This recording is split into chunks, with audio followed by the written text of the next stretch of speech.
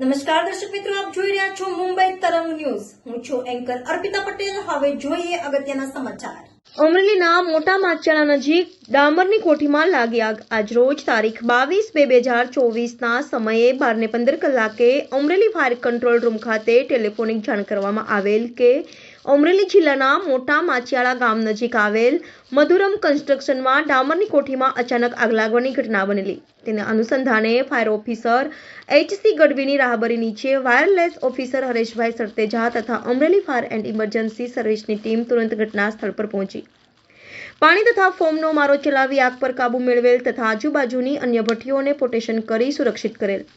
આ સંપૂર્ણ ઘટનામાં કોઈ જાનહાનિ થયેલ નથી તથા કામગીરી કરનાર ફાયર સ્ટાફ પ્રવીણભાઈ ચૌહાણ, સાગરભાઈ પુરોહિત, કૃષ્ણભાઈ ઓળકિયા, જયવંતભાઈ પઢિયાર, ઈસોટિયા જયદેવભાઈ, પારસભાઈ પરમાર, ચાવડા ધવલભાઈ વગેરેએ મુખ્ય ભૂમિકા ભજવી હતી.